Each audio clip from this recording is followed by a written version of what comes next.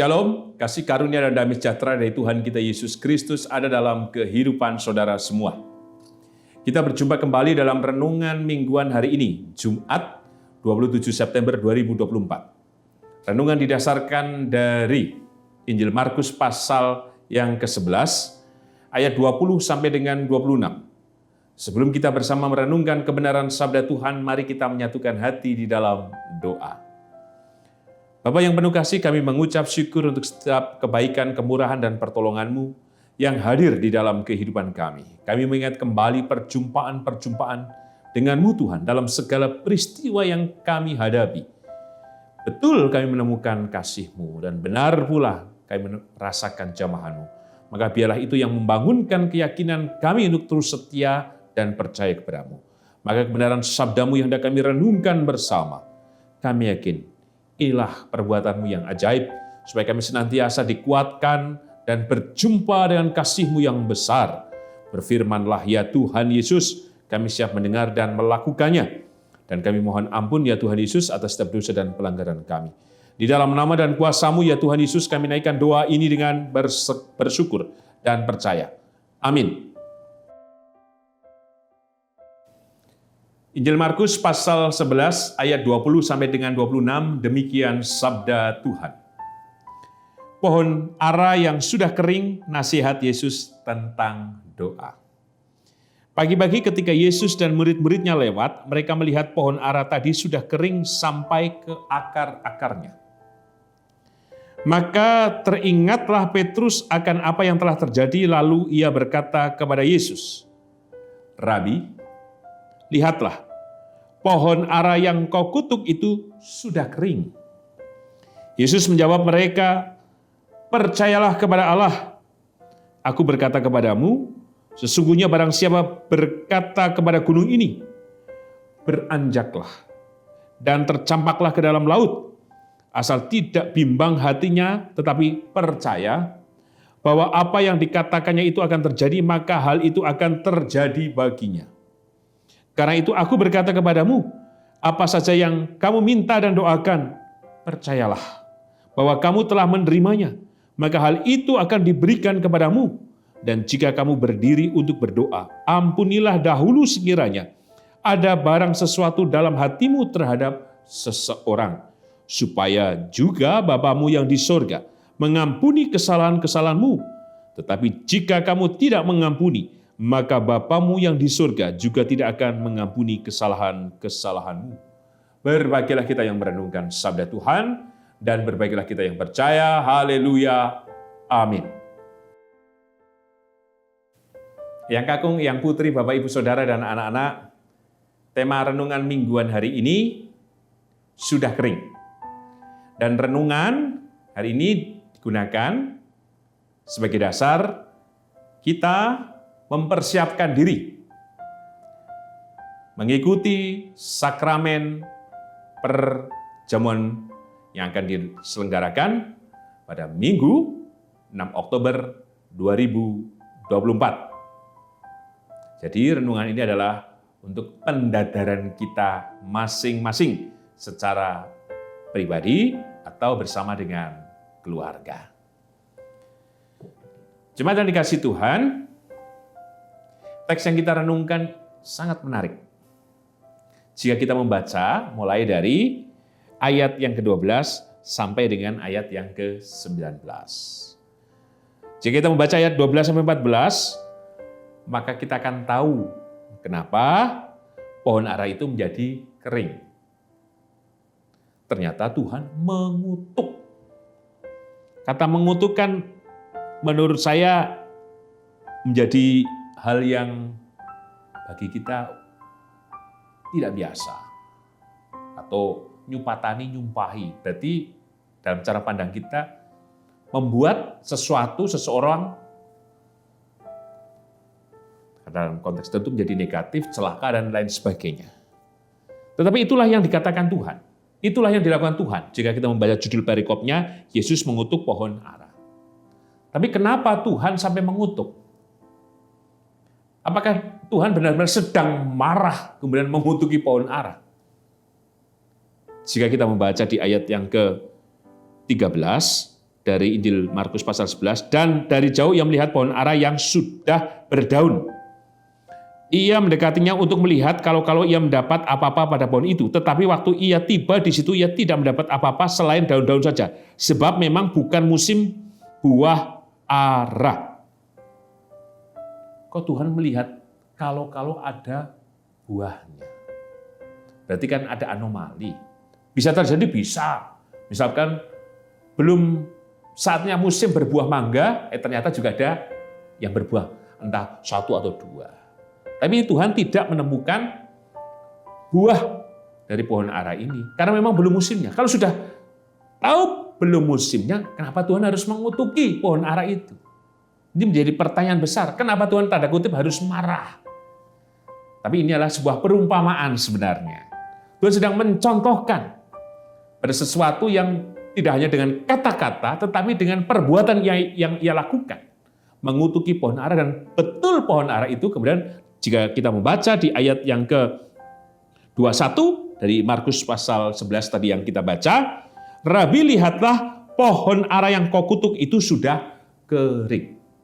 Benar-benar terjadi kering. Tetapi kan kemudian Tuhan menjelaskan kenapa ia harus melakukan itu. Ini perumpamaan tentang apa? Tentang kehidupan orang percaya.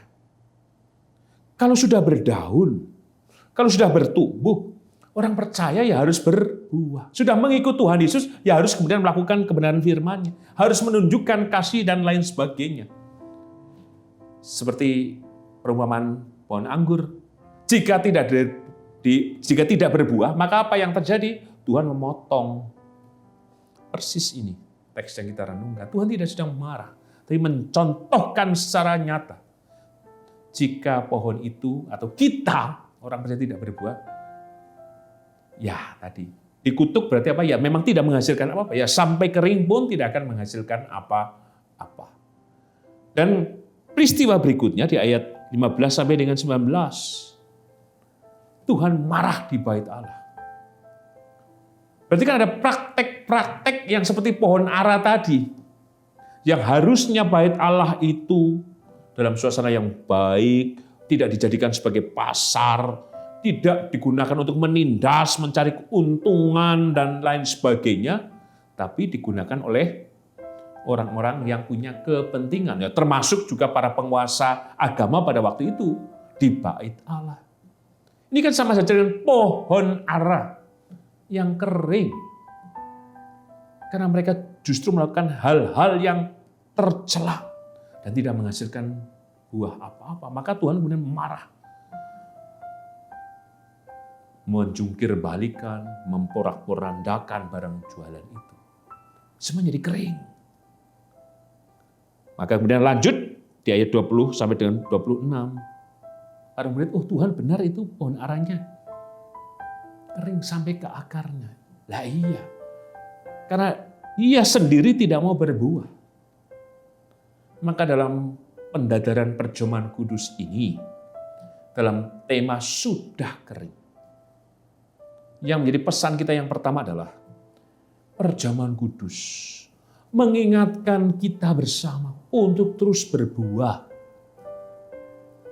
Kapanpun dan waktunya, apa yang sedang terjadi dalam kehidupan kita, kita diharuskan terus berbuah. Tidak seperti pohon ara pada waktu musimnya saja. Kita harus setiap saat, setiap waktu, setiap saat harus berbuah dalam kehidupan kita. Yang tidak usah besar-besar lah dalam kehidupan kita secara pribadi dulu. Lihatlah diri kita. Maka kan pendadaran berarti menguji kembali, mendadar, melihat dan melisik kembali. Apakah kita menjadi bagian dari pohon ara yang kemudian dikutuk dan menjadi kering? Atau kita menjadi bagian yang tanda kutip banyak kepentingan yang kita lakukan di gereja? Atau kita tidak menunjukkan keimanan kita sebagai orang Kristen? Maka perjamuan kudus yang mengingatkan tadi adalah panggilan berkat kita untuk kita jangan kering, tapi disegarkan, dipulihkan, disehatkan kembali. Seperti di ayat yang ke-22. Yesus menjawab mereka, percayalah kepada Allah. Maka supaya kita terus bertumbuh dan tidak menjadi kering. percaya. Percaya yang ditunjukkan dalam sikap hidup. Berserah, taat, dan setia kepadanya.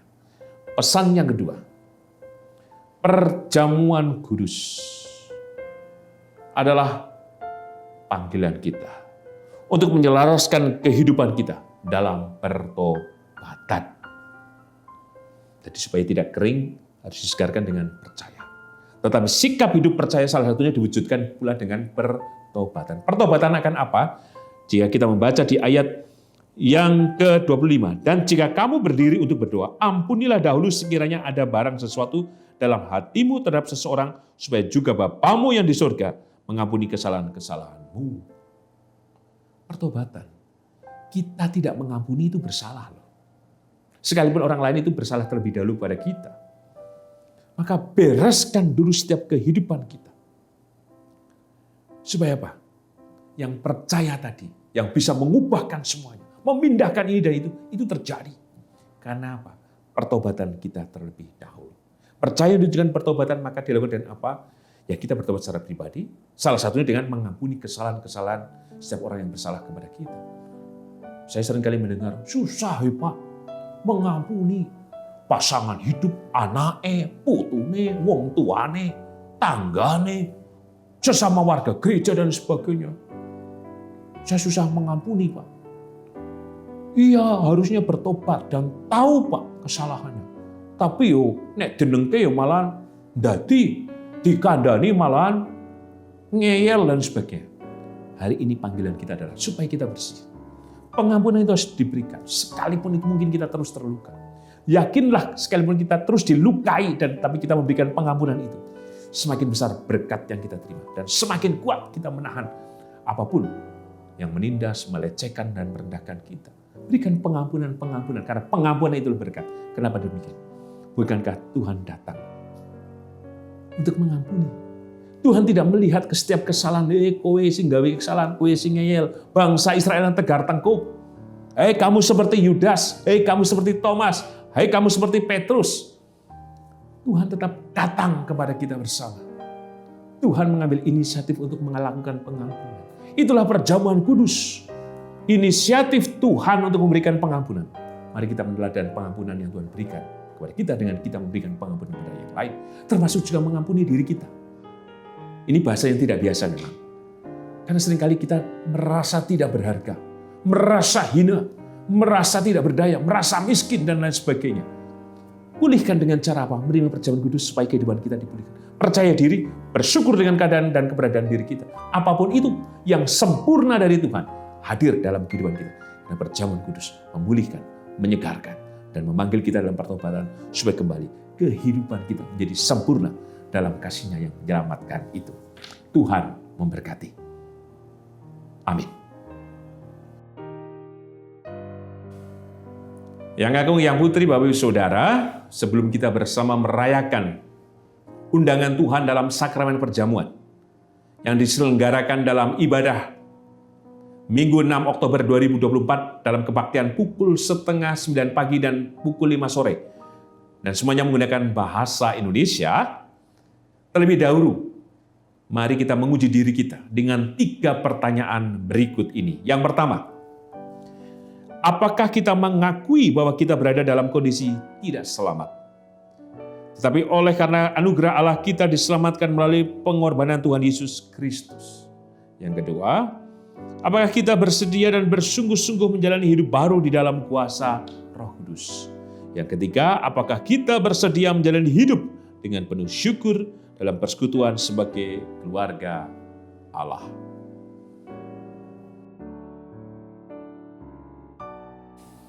Mari kita menyatukan hati di dalam doa. Bapa yang penuh kasih, kami ucap syukur untuk kebenaran sabda-Mu yang memampukan kami menyiapkan diri, menyambut undangan-Mu dalam sakramen perjamuan.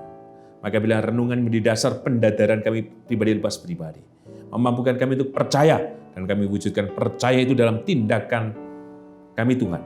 Berikan pengampunan kepada yang bersalah kepada kami. Terima kasih Tuhan, kebenaran sabda-Mu memampukan kami untuk hidup dan menghidupi keyakinan kami dengan mengikut-Mu dengan teguh. Terima kasih Tuhan untuk kebenaran sabda-Mu. Dan kebenaran-Mu kami yakin juga terjadi dalam kehidupan Bapak dan Ibu Priyono, Ibu Ami Birowo, anak Amoresya, Ibu Sri Utami Suprapto, Ibu Margono, Bapak Ngatimin, Bapak Cahyo Muntadi, anak Naladipan Anasera, Bapak Saharun, Bapak Warsito Utomo, Ibu Endang Joko Triyono, Ibu Maria Kasman Simanjuntak, Bapak Edwin Krusma Yulianto, anak Nasya Alana, Saudara Gilbert, Ibu Susilowati, Ibu Frida, demikian juga atas kehidupan Ibu Sarno, Ibu Tugira Sariman, Ibu Rusmiati Suharti, Ibu Murjangkung, Ibu Endang Karno, Ibu Kun Mariatin Subarti, Bapak Sadal Paulus, Bapak Kristen Dauribu, Bapak Elias Sariman, Bapak dan Ibu Sunarto Saputro, Ibu Sari Budi Santoso, Ibu Marti Utomo, Bu Yatmiartini Rusdi, Ibu Sri Suarsi Rahayu.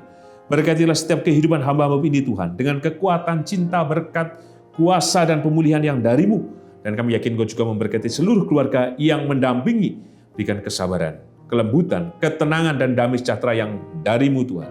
Kami percaya. Dan kami percaya juga Engkau memberkati setiap kehidupan kami masing-masing, dengan berkat anugerah pertolongan-Mu Tuhan. Kami yakin Engkau hadir di tengah-tengah dan bersama kami di berbagai pergulatan kehidupan yang sedang kami alami. Hanya kasih-Mu yang menyelamatkan, kasih-Mu Tuhan yang memberikan kami jawaban. Kami percaya, termasuk Engkau memberkati setiap kehidupan anak dan cucu kami Tuhan, dalam pekerjaan, dalam studi, dalam rumah tangga mereka, dalam apapun yang mereka kerjakan. Berkat-Mu dinyatakan atas kehidupan anak dan cucu kami, baik yang ada di kota Yogyakarta, kota-kota di Indonesia, bahkan yang ada di luar negeri. Berkatilah Tuhan setiap kehidupan anak dan cucu kami. Kami yakin juga memberkati kehidupan bergereja di GKJ Sarimulyo, dan Engkau memberkati kehidupan berbangsa dan bernegara di negara kami Indonesia. Terima kasih ya Tuhan Yesus. Doa ini kami serahkan dengan percaya, hanya dalam nama dan kuasa-Mu ya Tuhan Yesus. Di dalam-Mu kami berserah, bersyukur dan percaya. Amin. Tuhan Yesus memberkati yang kakung, yang putri, Bapak Ibu Saudara dan anak-anak kini dan selamanya. Amin.